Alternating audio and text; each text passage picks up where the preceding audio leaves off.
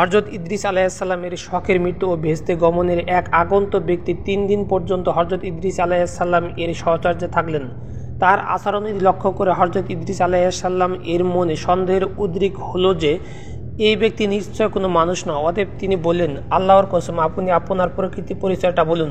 আগন্তুক বলল, আমি কোনো মানুষ নই, আমি একজন ফেরেশতা। আমার নাম মালাকুল মউত, আজরাইল আলাইহিসসালাম। হযরত ইদ্রিস আলাইহিসসালাম বললেন, আপনি কি দুনিয়ার যাবতীয় প্রাণীর জান কবজ করিয়া থাকেন? মালাকুল মউত বললেন, হ্যাঁ। হযরত ইদ্রিস আলাইহিসসালাম তাকে আবারও জিজ্ঞাসা করলেন, তবে মনে হয় আপনি আমার জান কবজ করতেই এসেছেন? মালাকুল মউত বললেন, না, আপনার সাথে ভ্রাতৃত্ব স্থাপন করতে এসেছি। আমার একান্ত বাসনা আপনিও আমার এই প্রস্তাবে রাজি হবেন। হযরত ইদ্রিস আলাইহিসসালাম বললেন, আমি আপনার সাথে এক শর্তে ভ্রাতৃত্ব স্থাপন করতে রাজি, যদি আপনি আমাকে একবার মৃত্যুর অবস্থাটা উপভোগ করান। যদি আপনি আমাকে এখনো একবার মৃত্যুর অবস্থাটা উপভোগ করান তাহলে আমার অনেক উপকার হতো। মৃত্যুর ভয়ে আমি বেশি করে আল্লাহর ইবাদত করতে পারতাম। মালাকুল মউত বললেন, আল্লাহর অনুমতি ছাড়া আমি এই কাজ করতে পারি না। আল্লাহ এখনও আপনার জান কবজ করার হুকুম আমাকে দেননি। হযরত ইদ্রিস আলাইহিসসালাম বললেন, আপনি আল্লাহর নিকট হতে অনুমতি চেয়ে নিন। মালাকুল মউত আল্লাহর নিকট অনুমতি প্রার্থনা করে আল্লাহ তাকে অনুমতি দেন। অনুমতি পেয়ে মালাকুল মউত হযরত ইদ্রিস আলাইহিসসালাম এর জান কবজ করলেন। জান কবজ করার পর মালাকুল মউত আজরাইল আলাইহিসসালাম পুনরায় আল্লাহর কাছে প্রার্থনা করলেন হযরত ইদ্রিস আলাইহিসসালাম এর জান ফিরিয়ে দেওয়ার জন্য। আল্লাহ তার প্রার্থনা কবুল করলেন। অতঃপর ফেরেশতা আজরাইল আলাইহিসসালাম হযরত ইদ্রিস আলাইহিসসালামকে জিজ্ঞাসা করলেন, ভাই ইদ্রিস, জান কবজ করার সময় আপনার কেমন অনুমতি হয়েছিল? হযরত ইদ্রিস আলাইহিসসালাম বলেন, কোনো জীবিত প্রাণীর শরীরের চামড়া মাথা হতে পা পর্যন্ত খসে তুলে ফেললে প্রাণীটির যেরূপ কষ্ট হয় আমারও তেমনি কষ্ট হয়েছে। মালাকুল মউত বললেন, ভাই ইদ্রিস, আমি আজ পর্যন্ত যত জান কবজ করেছি এত সহজ কারো জান কবজ করিনি। কৌশলে বেহেশতে গমন। হযরত ইদ্রিস আলাইহিসসালাম হযরত আজরাইল আলাইহিসসালামকে বললেন, আমার মনে দোজখ দেখার খুব স্বাদ জেগেছে।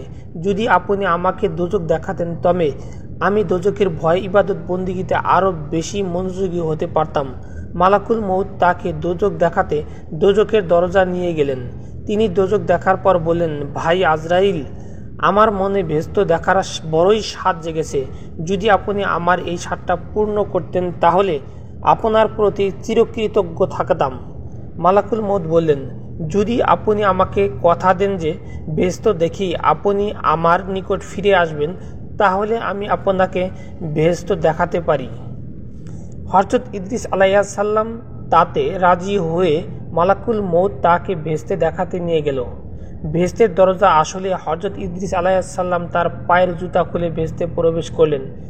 তিনি কিছু সময় বেহেশতে ঘোরাফেরা করলেন। এরপর তিনি মালাকুল মউতের কাছে ফিরে এসে নিজের পরিচয়টি রক্ষা করলেন।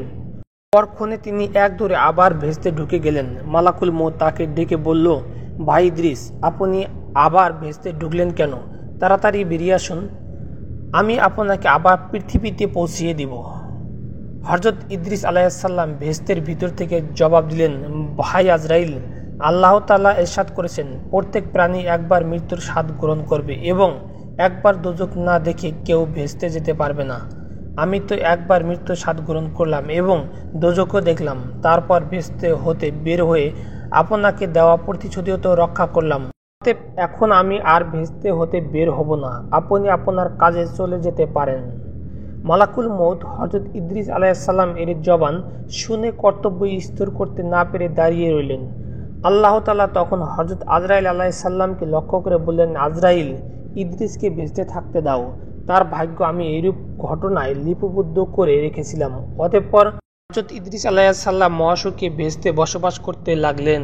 সুবহানাল্লাহ।